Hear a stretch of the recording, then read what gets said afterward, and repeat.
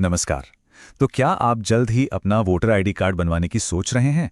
अगर जवाब हाँ है, तो ये जानना बहुत ज़रूरी है कि 2026 से आवेदन करने का पूरा तरीका ही बदल गया है।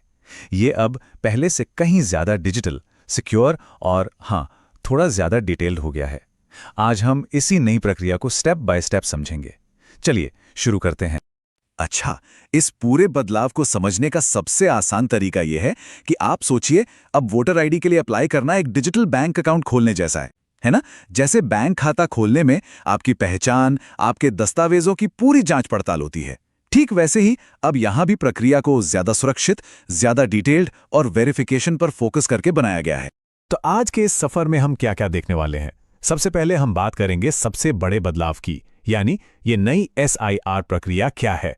फिर देखेंगे कि कौन कौन से दस्तावेज आपको पहले से तैयार रखने हैं, फॉर्म 6 को कैसे भरना है और ये एनेक्सर D नाम का नया सेक्शन क्या है। और आखिर में हम ई-साइन से लेकर अपना ई-कार्ड डाउनलोड करने तक की पूरी जर्नी को कवर करेंगे। तो चलिए पहले कदम से ही शुरू करते हैं, जो इस पूरी प्रक्रिया का शायद सबसे बड़ा बदलाव है, और वो है नई SIR प्रक्रिया। ये अब पहली बार आवेदन करने वाले हर नागरिक के लिए कंपलसरी कर दी गई है। तो ये SIR प्रक्रिया आखिर है क्या? देखिए, ये एक नया और अनिवार्य वेरिफिकेशन स्टेप है जिसे वोटर लिस्ट की एक्यूरेसी सुनिश्चित करने के लिए जोड़ा गया है। इसका सीधा सा मकसद ये पक्का करना है कि सिर्फ सही और असली नागरिक ही वोटर लिस्ट में शामिल हों। अगर आपकी उम्र 18 साल हो गई है तो आपको इस प्रोसेस से गुजरना ही होगा। ठीक है, तो अब जब हमें SIR प्रक्रिया के बारे में पता चल गया है, तो अगला सवाल ये है कि अप्लाई करने से पहले हमें क्या क्या तैयार रखना है, कौन कौन से डॉक्यूमेंट्स लगेंगे। यकीन मानिए, थोड़ी सी तैयारी इस पूरे प्रोसेस को बहुत आसान बना देगी। इस लिस्ट पर जरा ध्यान देना जरूरी है। आपको अपना रंगीन पासपोर्ट साइज फोटो चाहिए, अपने साइन या अंगूठे के निशान की एक इमेज चाहिए और जन्म तिथि और पते का प्रूफ तो चाहिए ही। लेकिन सबसे बड़ा बदलाव यह है कि अब आपको अपने पिता और माता दोनों के पहचान पत्र जैसे आधार कार्ड भी अपलोड करने होंगे। और हाँ, ये पक्का कर लें कि आपका मोबाइल नंबर आधार कार्ड से लिंक हो और चालू हो, इसकी बहुत जरूरत पड़ने वाली है। बहुत बढ़िया। एक बार जब सारे दस्तावेज तैयार हो जाएं, तो आप फॉर्म 6 भरने के लिए बिल्कुल रेडी हैं। चलिए इस प्रक्रिया को स्टेप बाय स्टेप समझते हैं ताकि कोई गड़बड़ ना हो। फॉर्म 6 को इन आसान से स्टेप्स में बांटा गया है।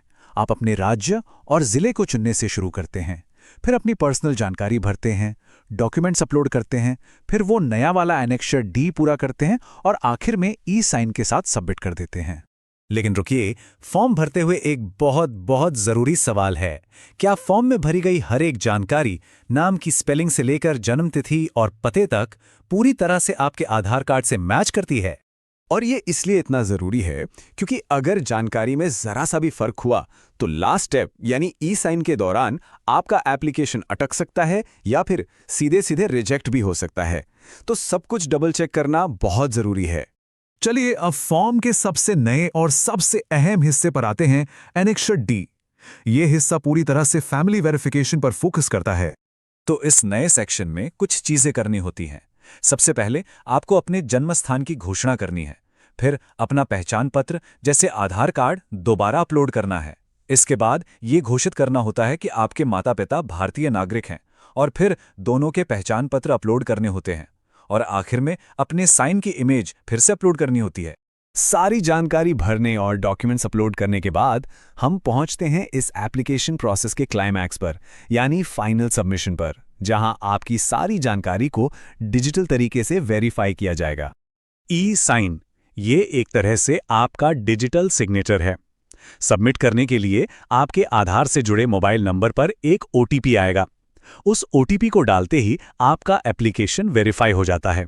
इसीलिए वो आधार से जुड़ा मोबाइल नंबर इतना जरूरी है। सबमिशन सक्सेसफुल होते ही आपको स्क्रीन पर एक यूनिक रेफरेंस आईडी मिलेगी। इस आईडी को संभालते रखना बहुत जरूरी है, क्योंकि इसी से आप अपनी एप्लीकेशंस का स्टेटस ट्रैक कर पाएंगे। तो एप्लीकेशन तो सफलतापूर्वक जमा हो गई। अब क्या? चलिए देखते हैं कि सबमिट बटन दबाने के बाद क्या होता है और आपका कार्ड कब तक मिलता है। तो ये एक अंदाजन टाइमलाइन है। एप्लीकेशन सबमिट होने के बाद उस पर प्रोसेसिंग शुरू होती है, और हो सकता है कि बूथ लेवल ऑफिसर यानी BLO आपको वेरिफिकेशन के लिए कॉल भी करें। और सबसे अच्छी बात यह है कि लगभग 15 से 20 दिनों में ही आपका digital voter ID card download के लिए तैयार हो जाता है, जबकि फिजिकल कार्ड को घर आने में 1 महीना या उससे ज्यादा भी लग सकता है। यहाँ दोनों कार्ड्स की तुलना देखना काफी दिलचस्प है। देखिए, ई वोटर आईडी 15 से 20 दिन में मिल जाता है, जबकि फिजिकल कार्ड के लिए 1 महीने से ज्यादा इंतजार करना पड़ सकता है। ये एक डाउनलोड करने लायक पीडीएफ होती है जो हर जगह पूरी तरह से वैलिड है, तो वोट देने के लिए आपको प्लास्टिक कार्ड का इंतजार करने की कोई जरूरत नहीं है। और आखिर में एक सवाल सोचना बनता है, ये जो पूरी तरह से डिजिटल प्रक्रिया है, जिसमें आधार, माता-पिता का वेरिफिकेशन और ई साइन जैसी कई सिक्योरिटी लेयर्स जोड़ी गई हैं, क्या ये वाकई हमारे चुनावी सिस्टम को ज्यादा सुरक्षित और भरोसेमंद बनाने की दिशा में एक बड़ा कदम है? खैर, इसका जवाब तो वक्त ही बताएगा। इस जानकारी को देखने के लिए धन्यवाद।